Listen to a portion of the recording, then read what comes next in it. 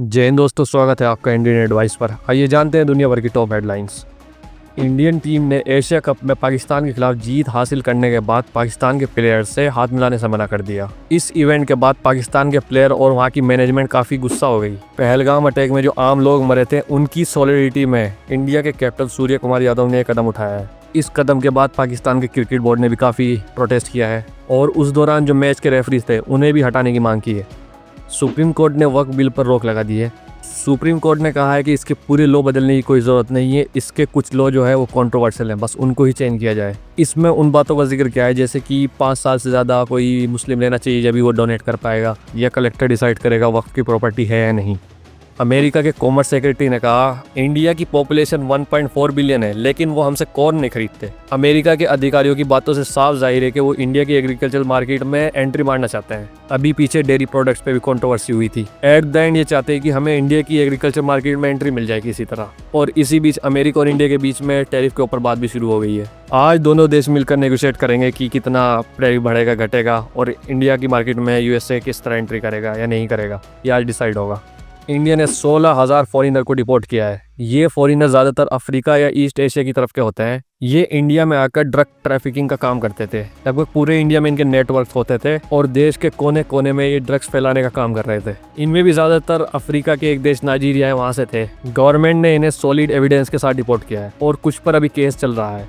America और China के बीच TikTok deal हुई है। शुरुआत में अमेरिका चाइना के ऊपर इल्ज़ाम लगाता था कि टिकटॉक के जरिए अमेरिकन यूजर्स का डाटा लेते हैं, लेकिन अमेरिकन गवर्नमेंट कोई वैलिड प्रूफ नहीं दे पाई जिससे वो टिकटॉक बैन करे। लेकिन अब चाइना और अमेरिका ने मिलकर एक फ्रेमवर्क तैयार किया है जिससे टिकटॉक की अमेरिका की टिकटॉक की ओनरशिप डिसाइड की जाएगी। कौन क्या कंट्रोल करेगा, कितना कंट्रोल करेगा, ये अमेरिका और चाइना के बीच काफ़ी बड़ा मुद्दा बन गया था क्योंकि अमेरिकन टिकटॉक की जो वैल्यूशन है वो काफ़ी बिलियंस में है। तो फाइनली इस पर एग्रीमेंट हो गया है। तो ट्रम्प ने अमेरिकन नेवी को आदेश दिए हैं जो वेनेजुएला से बोट आती हैं जिनमें ड्रग्स सप्लाई होती है उन पर एक्शन लिया जाए, उन पर स्ट्राइक की जाए। अमेरिका में वेनेजुएला के थ्रू जो ड्रग्स आती हैं काफ़ी बड़ी प्रॉब्लम है अमेरिका की। अभी पिछले दिनों अमेरिका ने वेनेजुएला की 2 बोट पर भी स्ट्राइक की थी।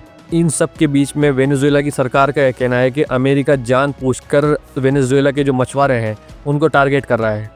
अमेरिका में चार्ली किर्क की मौत के बाद पॉलिटिकल वायलेंस काफ़ी बढ़ गया है। जैसा कि आप सबको पता है, ट्रम्प के सपोर्टर चार्ली किर्क की गोली मारकर अभी हत्या कर दी गई थी। हत्या के बाद लेफ्ट और राइट के बीच में काफ़ी तनाव बन चुका है। लेफ्ट विंग और राइट विंग एक दूसरे को ब्लेम कर रही है। यूएस सेनेटर की लार्ज डेलीगेशन इजराइल जाने वाली है। ये अनाउंसमेंट अमेरिका की 50 से ज़्यादा स्टेट के सेनेटर्स ने किया है। वहाँ पर एक कॉन्फ्रेंस होती है ओ इजराइल के नाम से। ये अनाउंसमेंट वहाँ किया गया है। यूनाइटेड किंगडम की राजधानी लंदन में वहाँ के far right activist Toby Robinson ने किए एंटी इमिग्रेशन प्रोटेस्ट के दौरान जुड़े 1.5 लाख से ज्यादा लोग। प्रोटेस्ट के दौरान पुलिस और प्रोटेस्टर्स के बीच हुई झड़प। इस झड़प में 26 पुलिस ऑफिसर जख्मी, कई प्रोटेस्टर्स को अरेस्ट किया गया। यूक्रेन के ड्रोन अटैक के बाद हुई रशिया की फैक्ट्री तबाह। इससे रशियन ऑयल इंफ्रास्ट्रक्चर को भी काफी नुकसान हुआ है। इस हमले के बाद रशिया ने डोनेट्स्क रीजन में ऑफेंस बढ़ाया। स्पेन ने किया इजराइल का विरोध। गाजा में चल रही जंग के बाद स्पेन ने यूरोविजन सॉन्ग कॉन्टेस्ट से इजराइल को बाहर किया। पोलैंड ने रशिया की ड्रोन घुसपैठ के बाद कहा कि वर्ल्ड वार 2 के बाद अब सबसे ज़्यादा करीब है जंग के। पोलैंड ने कई रशियन ड्रोन्स को भी मार गिराया।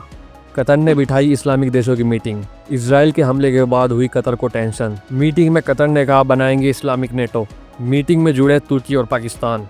इजराइल ने गाजा सिटी पर ग्राउंड इन्वेजन शुरू किया। इजराइल के डिफेंस मिनिस्टर ने कहा कि गाजा अब जलेगा। उन्होंने कहा गाजा सिटी में अब भी 3,000 से ज़्यादा हमास के फाइटर हैं। इजराइल का एक गाजा पर ऑपरेशन अमेरिका के सेक्रेटरी ऑफ स्टेट जो वहाँ का डिफेंस मिनिस्टर है वहाँ उनके जाने के बाद हुआ। अमेरिका के प्रेशर में इजराइल और सीरिया ने किया सीज फायर। काफ़ी दिनों से बॉर्डर पर चल रही थी झड़प। कहा कि बनाएंगे बॉर्डर पर बफर जोन। यूनाइटेड नेशन ने पैलेस्टाइन के सपोर्ट में बड़े ज़बरदस्त वोट। इंडिया ने भी वोट दिया पैलेस्टाइन के हक में। कहा कि 2 स्टेट सॉल्यूशन पर करते हैं विश्वास। अमेरिका, जापान और साउथ कोरिया ने की नॉर्थ कोरिया के करीब मिलिट्री एक्सरसाइज। नॉर्थ कोरिया ने किया कड़ा विरोध। किम जोंग उन ने कहा जल्द ही आएगा रिस्पॉन्स।